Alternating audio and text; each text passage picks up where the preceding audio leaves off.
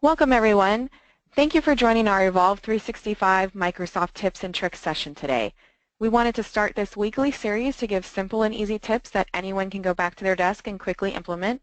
We know your time is valuable, so we keep sessions to no more than 30 minutes, sometimes even less. We also push the topics out monthly, so you only have to sign up once for the monthly series instead of 4 or 5 times. If you ever miss a session, you can find the recordings on our Planet Technologies YouTube channel at youtube.com/user/Planet Technologies. So a little about myself. I'm your host, Tanya Kaiser. I have more than 15 years experience with project management across multiple industries, including technology, legal, nonprofit, and construction. I'm also a longtime Microsoft geek and a big SharePoint nerd. One of the things that I enjoy is helping others learn new skills, whether it be with an application they're familiar with, like Office, or something completely new to them, like SharePoint. If you have any questions after a session, please feel free to reach out to me on Twitter, LinkedIn, or send me an email. So a little about Planet. Planet has been providing expert support in the Microsoft world for over 18 years. We offer full services for the entire Microsoft Cloud and Productivity Suite, including advisory, deployment, and training services, mobile application development and solutions, and strategic business consulting, including technology, compliance, and security guidance. So we're going to jump right in today, and this week we're going to take a look at Office 365 groups. So this is an often overlooked and misunderstood feature within Office 365 that's growing more and more every single month. So I'm going to give you a quick overview today and then just introduce you to groups. There's going to be a lot of things that we can discuss about groups, so we'll probably have more topics on these in January, so you want to come back and check out our series. So before we get into groups, I want to just talk about the different ways that you can communicate out to different groups of people within an organization. The old standard has been the distribution list, also called a DL or a distribution group. So if you ever hear the term, hey, can you send that out to the DL, they mean a distribution list. Now typically this is email only by default. You can sometimes add on a shared calendar that's associated with a DL, but that's not what you typically see. It's usually an email, something like all staff, that will go to every single person in your organization. You may have it separated by region, West Coast versus East Coast, or even by department.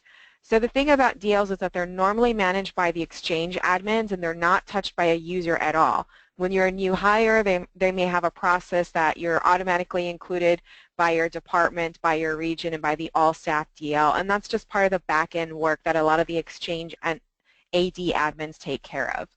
So new users will see brand new emails, but they normally don't have any access to any previous emails that went out to that DL unless there's an archive that's been made easily available to people. The other thing about DLs is they're not easily searchable. You may be able to go through Outlook and browse through the different groups in there and see, what a distribution list name is. But if you're searching for one, you need to know the exact name, and if there's a hidden one, you're never going to see it at all. So the difference from that from Office 365 groups is much more than email. You do have a shared email inbox, but you also get all of the email history. Any user who's been added to an Office 365 group can see the full history. You also get an area for shared files. By default, you get an area for a shared calendar, and then now you also get OneNote, Planner, and a SharePoint site as well. So this can be managed by users. Now this very much depends on how your Office 365 tenant is set up. But out of the box, any user can go and create a brand new Office 365 group. You can have multiple owners assigned to an Office 365 group so it can be managed. And then now you can even allow external guest access into your Office 365 group with some limitations. Now the other area for communication out to groups is SharePoint sites. And we're not going to touch too much on SharePoint today. We're going to focus just on Office 365 groups, but groups are becoming very, very integrated with SharePoint sites with the new addition of now every group gets a SharePoint site.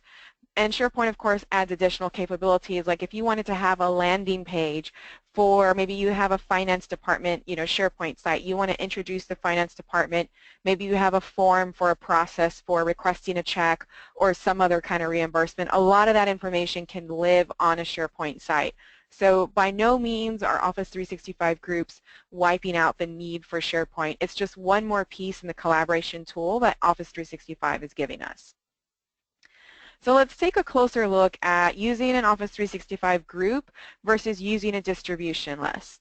So some things that distribution lists can do right out of the bat, and this is a lot of the reasons why they've been used before, is that you can nest distribution lists. So I gave the example of a typical organization may have a distribution list for all of their staff that goes out to every single person, and then that distribution list itself may include nested distribution lists within it. So if you've got the example of you have one list for every single person in your staff, and then the next segregation is by region. Maybe you have West Coast, East Coast, Central, North, however you separate them out. Maybe you're global and you have them separated by country, or maybe you have them separated out by department, HR versus finance versus sales versus directors.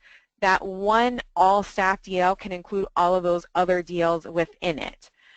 Another thing that distribution lists commonly do is that they have moderators. So if somebody tried to send an email to that all-staff distribution list, it would be restricted, and they would have a moderator who's reading those messages and say, yes, this one can go forward, no, this one can't. So there's normally a process created around that. When can this email be used? On the opposite side, you can restrict senders. So even if a user goes into Outlook and finds the all-staff distribution list because it's not hidden, they may not be able to email it to them no matter how hard they try. And then, as I mentioned before, you can even hide distribution lists so they don't appear in your GAL. And your GAL is your global address list. That's when you go into Outlook and you click to and you see the whole list of names. You may not see a distribution list in there. Now, on the opposite side, let's take a look at Office 365 groups. Groups can be public or private. By default, they're public. They want you to come in and easily find them. It automatically keeps the conversation, as they call it, the email history. I already mentioned that. Now, one thing that is great is that people have the choice when they're part of a group is they can either get the messages within the group itself or they can send them to their inbox. So a distribution list, it's all email. It's coming to your inbox whether you want it to or not, unless you set up some rule or filter for it. Within groups, you have that choice. It can come to your inbox or it can stay within the group inbox. The whole point of groups is to make collaboration easier. Distribution lists are usually to push out communication, whereas in Office 365 groups, you want people to be communicating and collaborating, and that collaboration is key because remember, you're not just getting the shared inbox, you're also getting a place to share calendars, you're also getting a place to share files, and you're keeping this conversation history within the group. So the good thing about this is that if you are using Office 365 and you're not sure about groups, Office 365 groups drive adoption of other Office 365 components. So now you have people using a shared calendar, that's great, but now you have them using a shared OneNote notebook. Now you have them using a shared OneDrive library, and if you're using Planner in a SharePoint site, it just goes further and further into these Office 365 pieces that people may not have touched otherwise. So depending on what kind of Office 365 plan you have, even if you have the Exchange-only plan, which is kind of the base for Office 365, you can still use groups. You're going to get the inbox and calendar. You just won't get those other components. But if you're making a decision between do we use a distribution list or do we use an Office 365 group, the calendar alone may make that decision for you because that's a common pain point for distribution lists. You have some extra steps to set up a calendar, and sometimes it's just not that great. You don't want to go through it. So right out of the box, even if you have Exchange only on Office 365, having a shared calendar with a group may be the answer for you. And the other great thing about this is that there is a mobile app available for Office 365 groups. So even if you have people getting this distribution list and it's coming into their inbox, you're going to get that on your mobile device, whether you're using Outlook Mobile or the native mail client. But if you've made that choice that you don't want your inbox cluttered up with group messages, you can restrict that to just the mobile Office 365 group app. So that's a nice feature as well. So I'm going to go ahead and we're going to jump in and we're going to take a look at groups. And I'm going to start off with Outlook. So one thing to know about groups is that these are really considered part of the mail package. So you're not going to go out and have to find a completely separate application. It's going to live inside your Outlook. And this is why I say it really drives adoption for Office 365. So you can see I've got a basic Outlook inbox here. But if I scroll down onto my left-hand folder where I have my folder pane, I can see that I have a whole list of groups here. When I click into these, I now have a brand new inbox. So if I click into this executive corner one, you notice I have a slightly different view. I've got a new ribbon. It's the ribbon for groups. I can create a new conversation. I can create a new item, which is, a calendar. I can create a new contact. I can even create a new group if I wanted to. I can look at the membership. I can subscribe to this, and subscribe is what I talked about. If I wanted to receive messages to this particular group for our executives in my inbox, I can make that choice. Right now, I just have it coming to the group inbox, so it's almost like you have two inboxes here. I can leave the group if I want, so I don't have to go and email my Exchange admin or put in a request. I can automatically leave it. And then I have some choices here. I can view my conversations. This is what I'm looking at now. I can see the older one when the group first started. You can see this is the welcome message. We can start a conversation, view group files and activity. It's going to send me over to SharePoint now. I can use our calendar. I can connect different apps to this group if I wanted to, like Twitter. And even if I join this group today, I still have the ability to see all of these older conversations. I can view our group calendar. So this is, again, specific to my group, so I can see a couple of items on this group. We've got, some agenda items due, and this is, again, separate from my own calendar. Now I can choose to view these side by side, just like I would in Outlook. I could even choose to overlay them if I wanted to. So if I wanted to go and just say, let's look at the week, and maybe let's just take a look at our week, I can still do those same calendar functions, but it's a completely separate calendar just for my group. So that feature alone is a lot of reasons why people are using Office 365 groups. And if I continue on, I can see I can look at my files. Now again, this is going to take me out to SharePoint, and I already have that open on another window, but we'll come back and look at that briefly. And then I can view our group notebook. So I can still come in and change my reading pane if I want this on the right or on the bottom. You can still customize this within Outlook just like you would your own Outlook. But you can see I have all of these different groups that I can be a part of and keep it separate from my inbox.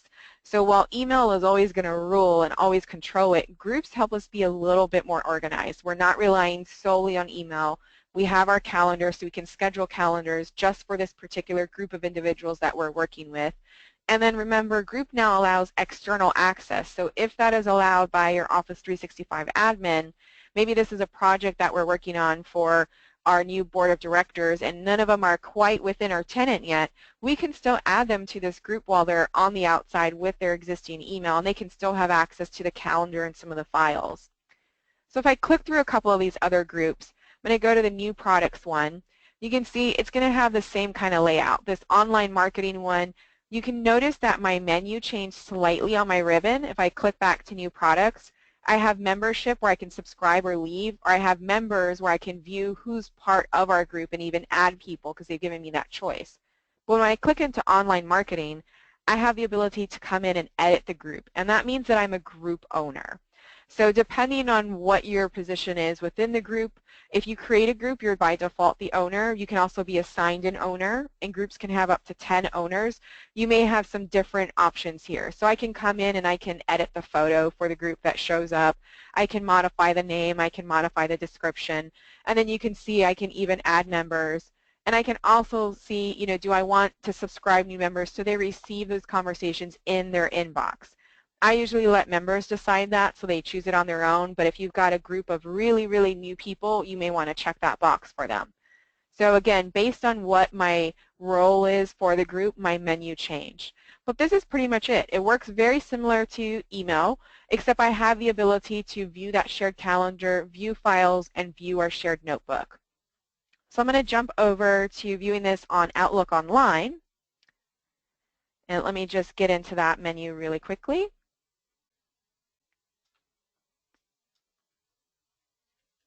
And one thing that you'll notice, right, this is my Office 365 homepage.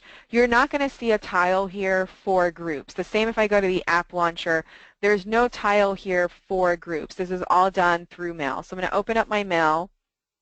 And this is going to be very familiar for people who are using only Office 365. You have my inbox. And you'll notice that I have a new item today. I created a demo group for this session just so I could play around with it and delete it. And it let me know, like, hey, welcome to your new group. And again, here's that welcoming message. I can take part in conversations. I can check out our calendar.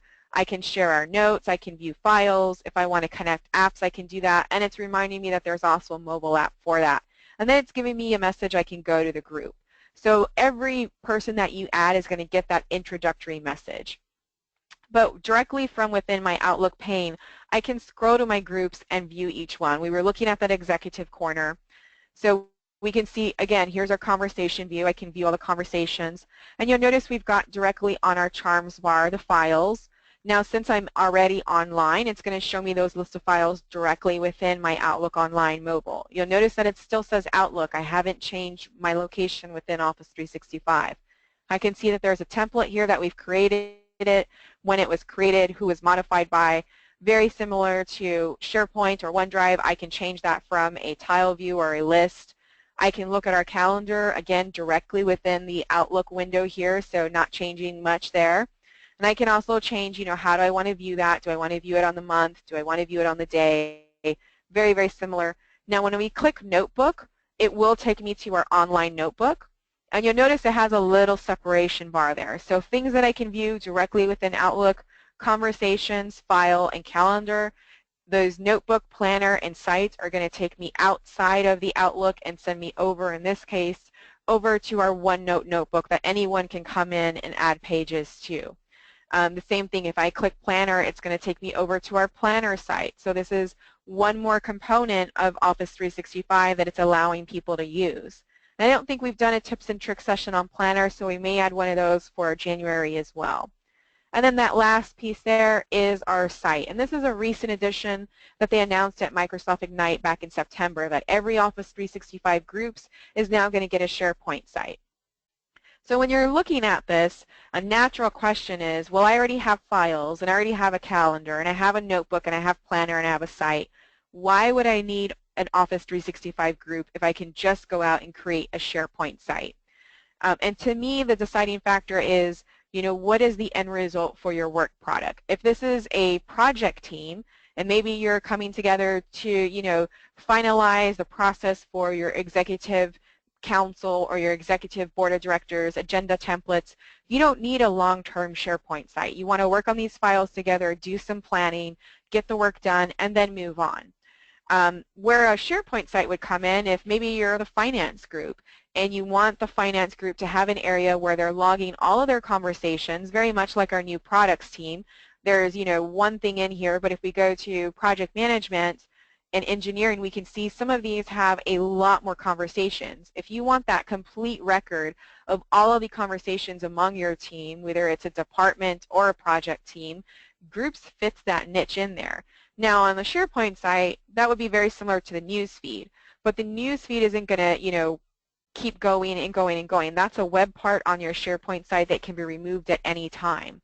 Here in the groups, you're going to keep this conversation history.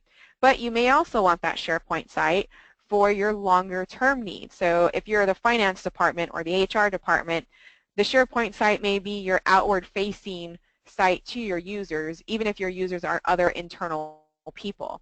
So if we go over to this group SharePoint site, you can see it's going to give me the same thing. I have a news area where I can add it. I can keep my team updated with team news. It's going to give me some information on a team site.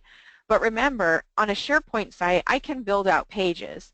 So I may have a page that is talking all about our board of directors or all about our HR team. And then I may add a second page for, processing requests, and a third page for, how to make a formal complaint or how to request an agenda item, any number of things that would live on a SharePoint site. If you think of the groups as collaborating directly within your team, and your SharePoint team site is, yes, that collaboration is still there because your documents live here. You can see my draft meeting agenda. And if I go over to my notebook, you're going to see my draft notebook. That's among your team. You can also use the SharePoint site to communicate outside of your Office 365 group. So that's the distinction that I like to make. But again, this is a new feature that they just added to Office 365 groups. This was announced at Ignite. And the other thing that I'll mention in just a little bit is Microsoft Teams, which was announced last week.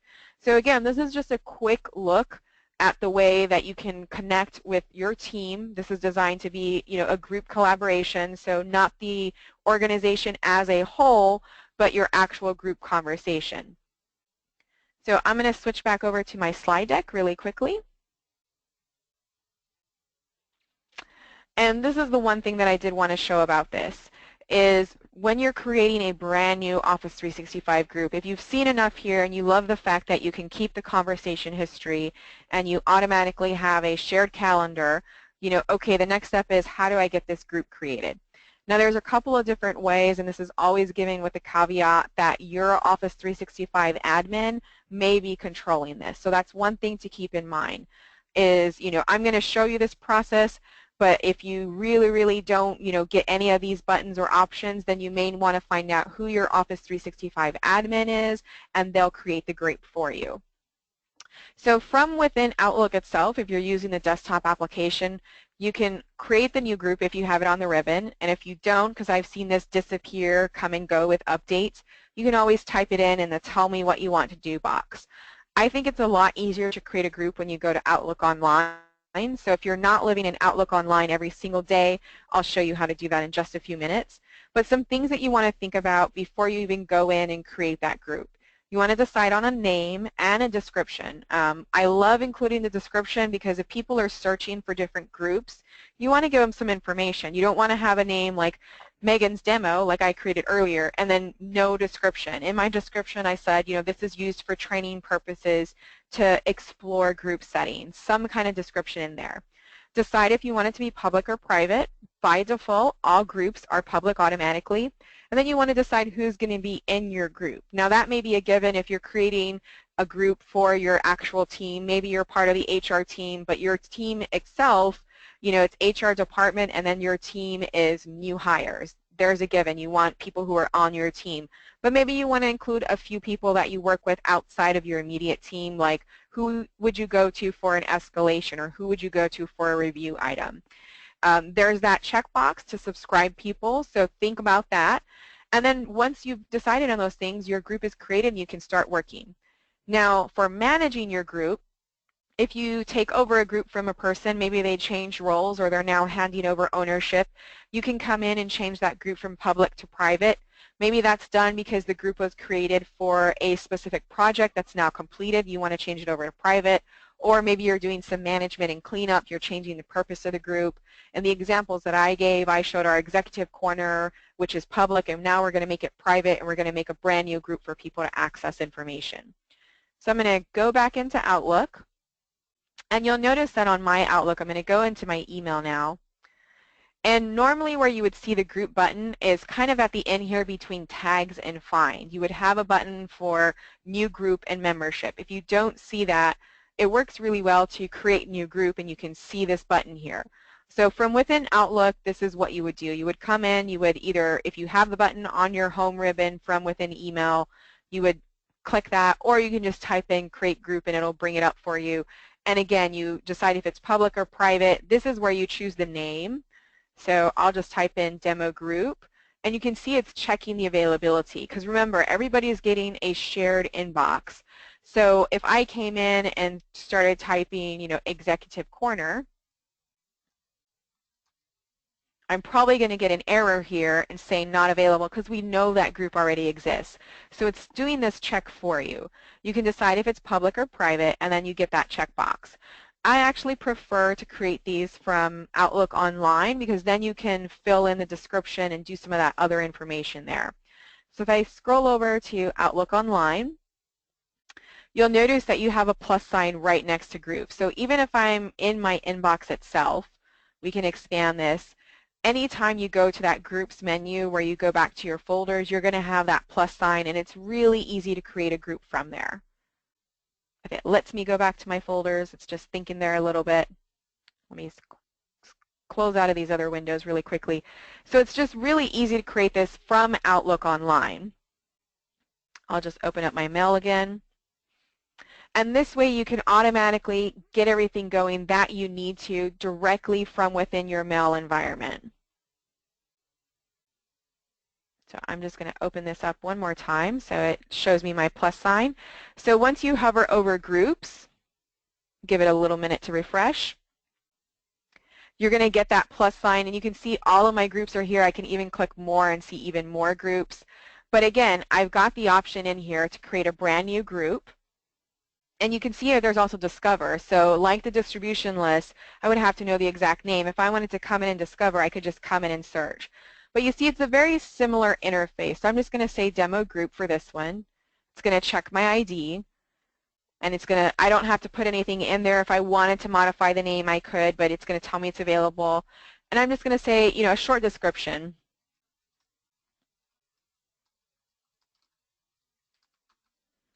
But you want to think about that. In this case, maybe I want it to be private, so I would select that. Our default language is already selected. And then here's that checkbox, subscribe new members so they receive group conversations in their inbox. Now, even if you check that, the thing to know is that a user can come back anytime and remove that. I'm going to click create, and then it's going to go off and create my group. And it's really that simple. Now, again, if your Office 365 admin has this restricted, you may not have the ability to create this. You would have to go through your admin. I can come in right away and start adding members. I can just go through and type them and select them. And really simply, this is, what I'm doing. I'm just adding people within my organization. Now, remember that, it is a brand new feature that I can add people externally. So you'll notice that or guests here at the end, and it has an information to remind me that people are outside my organization. So if I wanted to come in and add myself externally to this new demo group, it's going to flag me as a guest, but it's still going to let me add that because so far it hasn't been restricted by my admin. So I can click add. On that one, it didn't add them automatically. And then now my new group is ready. Again, I get this welcome message here. I can see files. I can see calendar. I can start a brand new conversation if I wanted to. And this works very similar to email.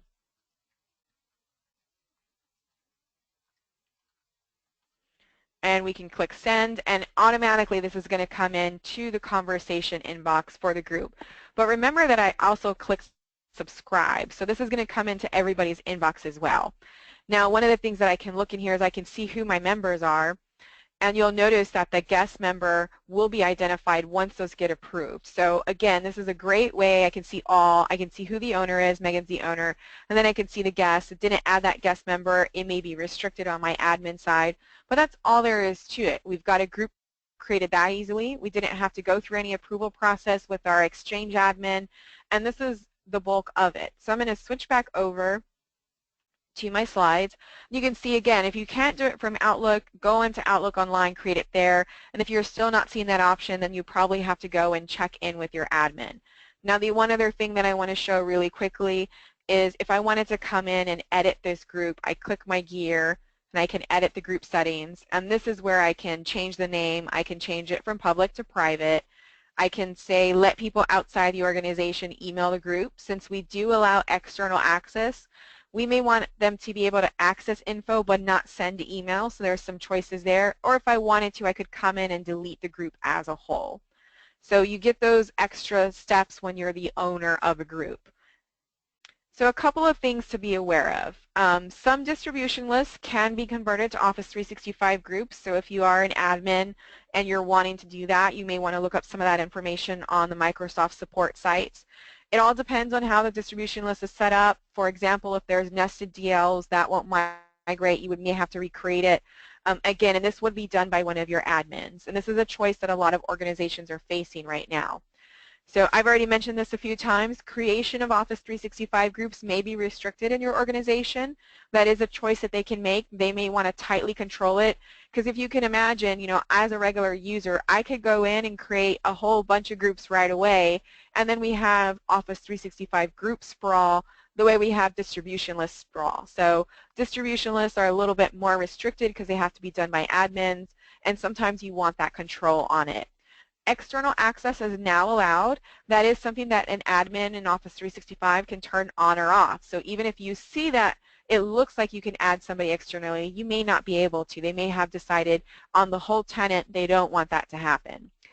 There are some other settings that can be restricted by the admin as well. So if you're seeing something on our session or that you saw on a Microsoft website or even on our Evolve 365 trial site and you're not finding it, you may want to check with your admin and see if it's been restricted.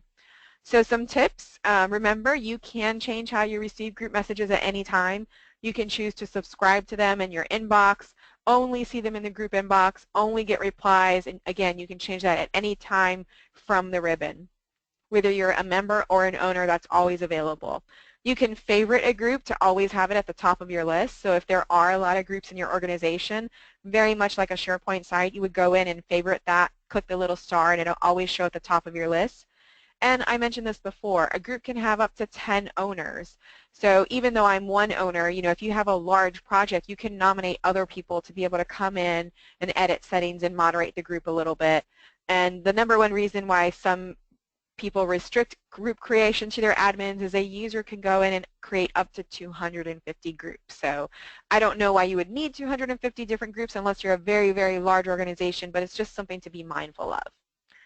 So we just gave an overview of groups today. We didn't get into a lot of the intricacies about, in what case should I use a group versus should I use a full-blown SharePoint site, or with the new introduction of Microsoft Teams last week, should I use a team instead of an Office 365 groups. This is one of the things that happens with Office 365. It's constantly changing, and your help desk team and your IT team may struggle with keeping up.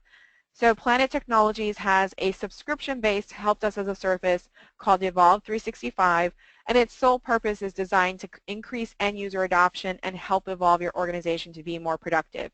We do that with our more than 28,000 on-demand self-help videos that are easily searchable and constantly updated anytime there's a change in Office 365. We go in and we update our video content.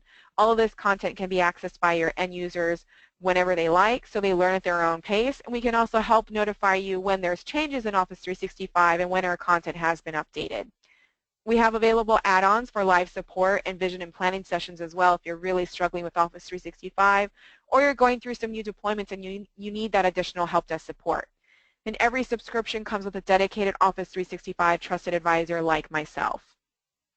We do have a free trial site available. So we do have more than 28,000 videos, but we have about 200 if you want to go and sample our content. You'll find out that most of our content is 30 seconds to 1 minute in length, so you find what you're looking for very quickly. You can access that site at freetrial.o365support.com. If you want to find out more about the product, you can visit the main website at o365support.com. And you can also email us with any questions or to request a demo on your own at info@o365support.com. We're going to finish out our November series. We will have a session next week for Wednesday. We're going to keep it pretty light and just talk about some different Microsoft tech that we're thankful for. And then we'll close out the month by looking at Windows 10. We are getting ready to release our December series, so make sure you keep an eye on our website so you can sign up for that one. And you can always find past sessions on our YouTube channel at youtube.com/user/Planet Technologies. We're just over time, but I want to thank everybody for joining today. I hope this gave you a good introduction on Office 365 groups and what they can do. We'll definitely have more sessions likely in January covering groups as well as the newly released Microsoft Teams. So check back with us, and I hope to see everyone online next week.